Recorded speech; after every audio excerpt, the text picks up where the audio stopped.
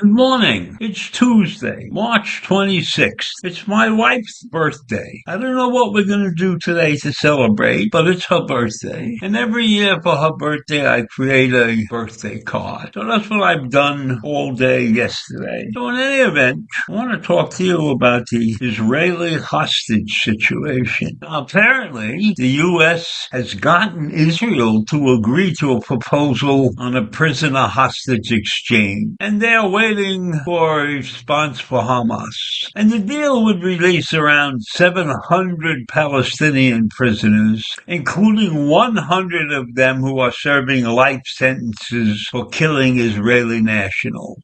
And if Israel is willing to give up those 700 or so Palestinian prisoners, they will get back 40 Israeli hostages.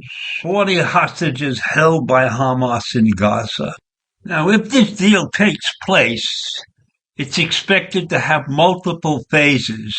In the first stage, Hamas has proposed releasing the hostages who are women, including Israeli soldiers, and then the elderly, the sick, and the wounded. And that number is believed to be roughly the 40 I've been talking about. And that's out of about 100 who are still alive. That's according to a report from the CNN analyst Barak Ravi. Now, the proposed exchange will definitely include some American hostages, and that's because it will include the release of men over age 50. And this comes because the U.S. and Israeli officials are going to meet in Washington this week as the Biden administration works to detain or defer or maybe stop entirely the planned military operation by Israel in Rafah, where more than 1 million Palestinians are sheltering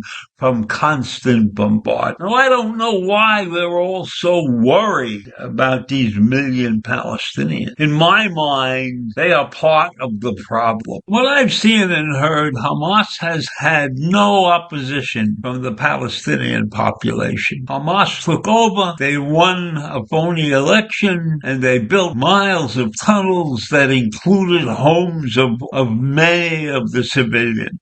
So I have little or no sympathy for those civilians because they allowed themselves to be taken over and herded like a bunch of sheep. There has been no opposition to Hamas, and maybe it was dangerous to oppose Hamas, and I can understand that. But they've lived under that rule for 17 years and basically have abided by whatever Hamas wants. And I know in their hearts they want Israel destroyed also. 70, maybe 80% of the citizens of Gaza are against Israel and want them destroyed entirely. I have no sympathy for those people. You must remember that the day after Israel left the Gaza region and left growing and left highly profitable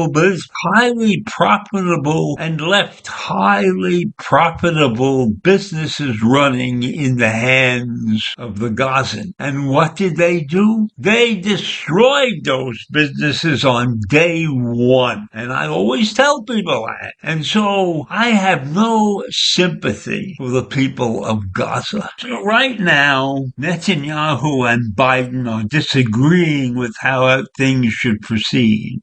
And Biden has said that Netanyahu was hurting Israel more than helping Israel in his war on Gaza. And he keeps adding that he wants to see a ceasefire in the context of a deal that brings back Israeli hostages from Gaza. And Biden has warned that Israel risks losing international support over the mounting civilian casualties in Gaza, where the death toll is now over 31,000.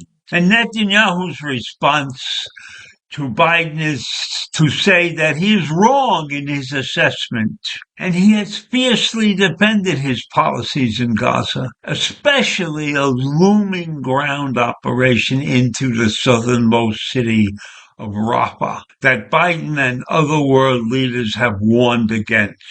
Well, what is Israel supposed to do? Leave? Let everybody get away with murder? Yes, they've killed 31,000 of the enemy, and I say that truly. All of those people that were killed, while they were not fighters, they were still the enemy of Israel. And all the people in Gaza would be happy if Israel disappeared.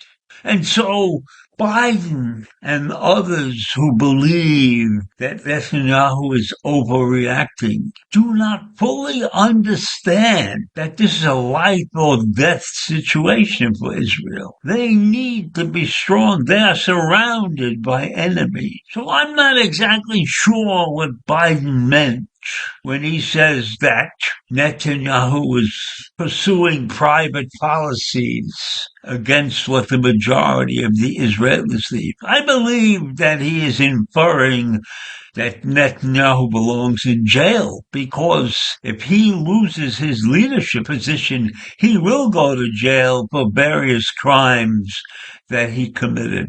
But meanwhile, he's still the man in charge, and he has a lot to say about the future of Israel. Biden said something that had a double meaning. He said the invasion of Rafah would be a red line, and then he said crossing it would not result in any punitive measures against Israel. He said it's a red line, but I'm never going to leave Israel. And Netanyahu said he intends to move forward with his invasion in spite of the warnings of Biden and regardless of a ceasefire hostage deal. And he claims the operation would not last more than 2 months, but he did not specify the exact timeline. He said, we're going to go in there and we're not going to leave. We have a red line too. You know what that red line is? October 7th doesn't happen again. So there are two different versions of the red line, with two great nations working together in some way in spite of opposing visions of the future. I don't know what's going to happen, but I believe that Netanyahu's job has to be finished in some way, shape, or form. And I'm not sure what that really is. But in order for Israel to survive in that area of the world, they need to have monumental strength beyond what most of the countries in this world have. So I don't think that Netanyahu can back down. And I think that we in the United States must continue to support them, in spite of what many in this country believe. So I'll leave you with that this morning. Have a great day. Bye.